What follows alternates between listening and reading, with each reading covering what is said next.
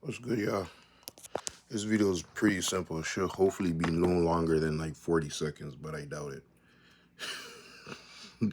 Hey, I'm just here balling up morning meds Monday, about to get onto my work vibes. Doing my, wiping my eyes, scrolling. See, this is why it's not gonna be 30 seconds. Scrolling, doom scrolling, waking up, my eye kind of vibe. And I'm seeing this post by whatever, R&B Radar, or whatever one of those posts. And it's Jazzy Faye kind of explaining his feature on T.I.'s record, thinking of Hey Baby, I Was Thinking of You, or whatever that song was. And they're talking about how clearing the sample and all that stuff. But it just started bringing me to a whole next thought. I'm like, yo, Jazzy Faye is a legend, low key. Like, he's a legend. He's not Timbo. He's not Dr. Dre. You know what I mean? He's not even Swiss Beats. He's not Pharrell. He's not Jay Dilla. But he's still a legend. He's still a legend. And I think, like, it started pissing me off. So I was like, okay, let me meds and just get into my day. But I'm thinking, like, okay, yeah, I'm not Boy Wonder. I'm not T minus. You know what I'm saying? I may not be Cardinal. Big up Cardinal as a producer in the ends too. I may not be the biggest name producer from Canada, but I'm a guy. I'm a legend. And I've yet to be respected as such in my own country, yo. I really think it's racism. I really think it's because I'm black. Like, someone would have to tell me and prove me wrong. It's because I'm black why the media doesn't just automatically see the things I do and be like, hey, let's interview you. Hey, we want to find out some more about you, what you've done, and your perspective of the city. Now, someone else can say, nah, G, it's because you don't have the proper channels set up with your network or this, that. No, no, no. Come on, I'm probably one of the more popular guys in the city, just generally in terms of new media, social media. But also, I've been a part of the old media systems in terms of being on television. Like, I've been a part of things. So it's not like a conversation. It's like no. It's the reality is Canada's very white focused, white centered, and things that are white adjacent get more attention than things that are purely holistically in their own culture. And I'm not here, aside from how I speak and my vernacular, I'm completely a nigga. I'm completely black. I'm completely moving in Jamaican energy, like black American energy, like, you know what I mean? I'm not here really trying to eggs up on anything that is considered to be branded as Caucasian. Okay? So, my rebellious nature, in terms of how I speak on things that's maybe outside of music, probably scare folk in music to be like, yo, we can't involve him. Because now when it comes to PC topics, he has an opinion. Bro, what are you talking about, man? That had nothing to do with nothing. But all that to say is that might make someone feel uncomfortable to bring them onto their platform to speak about certain topics, especially when we're come from a PC era, right? But now we're in this era where we want the hot topics, we want the hot takes, we don't want the in the box responses. We kind of want responses that's gonna take you out of the box. So I still don't understand why folks ain't bringing me on their platform. Is it that they think that me exposing my thoughts would be embarrassing to me? Like, guys, I don't have shame. I really don't care about what people think about me. I want to be exposed. I'm trying to be exposed. I'm trying to have who I am known more than not. So as you guys keep gatekeeping my energy to the rest of your friends and being like, oh, we're going to enjoy G's craziness for ourselves. We're not going to share it and ensure that his message, his energy, his vibe, his radiance, his electric, whatever it is, his corner, his pocket view, his POV will grow and become like this everlasting uh, explosion that is like contagious. My explosion gets you to explode, gets everyone. Now you explode and get people in your, you know what I mean? 'Cause I know my energy is contagious. I know energy just in general is contagious, and I know a lot of times just from being the young guy pulling up to the parties with my brethren, I was the party starter. Like, pull up to the party, like, gal is on one side of the wall, man them are on the next side of the wall, no one's bubbling. Are you kidding? no one's dancing, and the DJ's rinsing beer bangers, bruh. I'm going. I see maybe the two girls dancing in the middle, because you'll always be a 1-2 girl who has a bit of confidence to dance. Like, you know what I mean? They're gonna be there dancing, so I'll go up, and I know everyone, so I feel no ways. She could be even the nerdy one. I just go catch a bubble on her, and she's laughing, saying, "Garland, what are you doing?" Yeah, back then everyone called me Garland. No one called me G or whatever. Garland, what are you doing? Yeah, oh, yeah, bubbling, but boom, boom, boom, stop. You know what I mean? Get the party started, then jump to the next girl, so they know it's not like I'm really on them to be on them. I'm just we're culturing right now. We're in the culture, you know. Girl, you holy, touch my body. This is why this video could not be 30 seconds. I'm crazy. Anyway, so you know, I get the party started. Next thing you know, now the Bregins man them was getting jealous that I'm getting all the energy. Like, nah, what do you mean? I'm even cuter than Garland. Look at me, bubble on me now. Now the girl who actually had a crush on him is like, wait, you're dancing on Shelly? You should have been dancing on me. So now she's coming. She's like, wait, Tyler, come dance on me, dance on me, dance on me now. You know what I mean? Next thing you know, like the whole basement is booming. Like, you can ask my virgins. They know many a times like the parties were not booming until like G pulled up.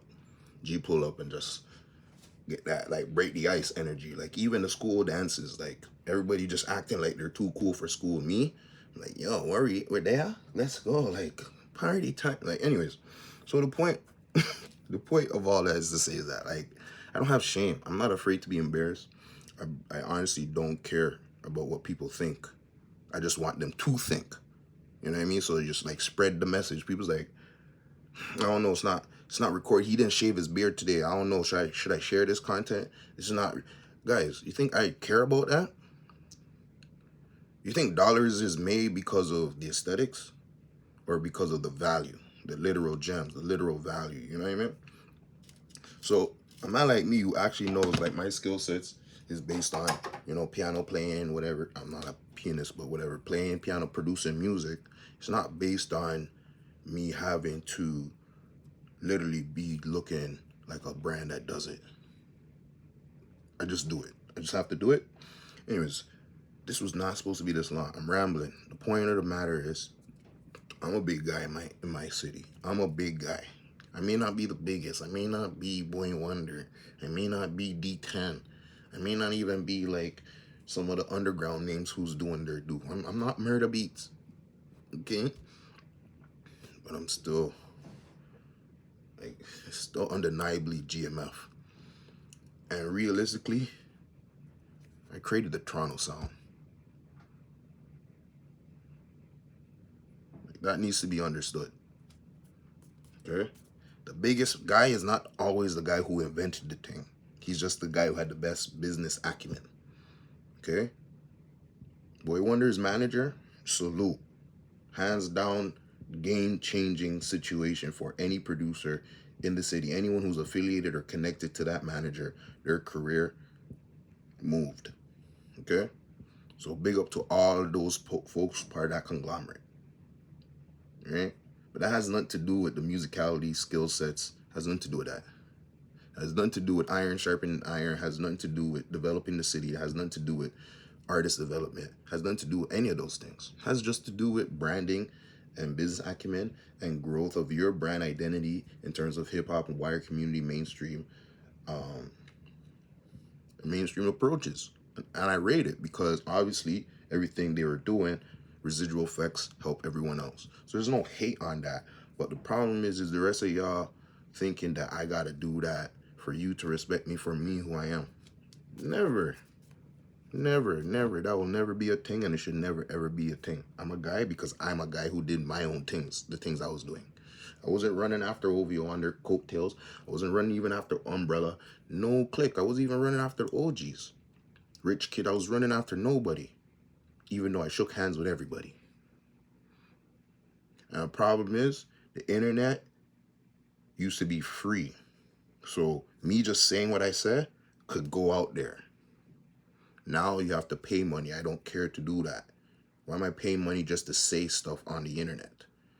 You know what I mean? So now, you know, things get kind of conflated.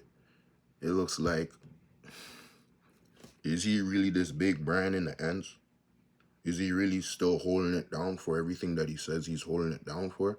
Or is he truly surpassed by all the real Timbos and Dr. Dre's and such of Toronto, of the people coming up, all the newer producers, all the YouTube producers making money, all the BeatStar producers, all the dope, right?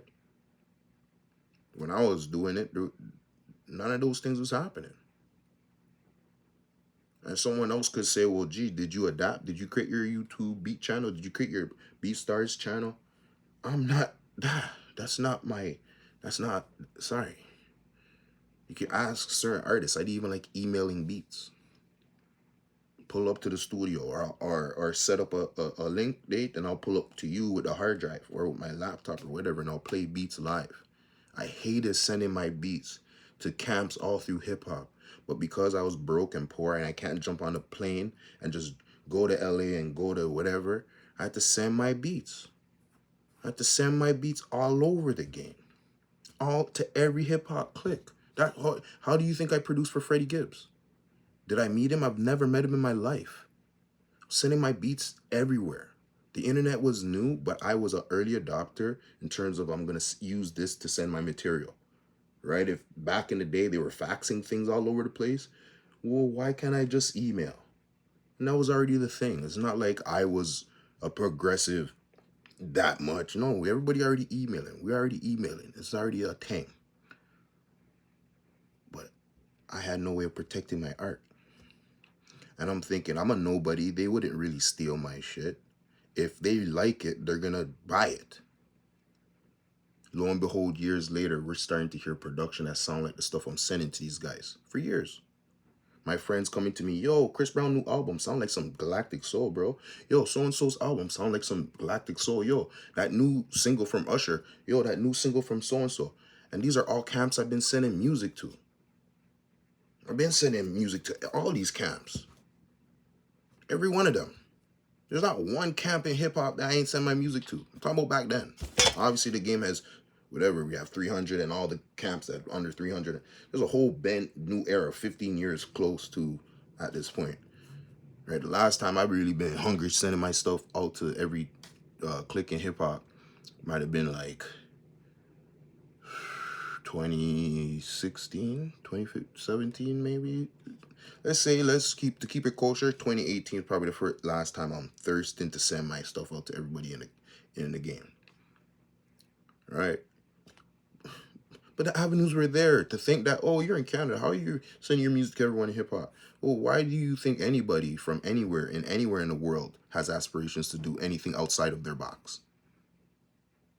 Okay? Because I know I'm great. I know the music I'm creating can reach and do things that it actually has done.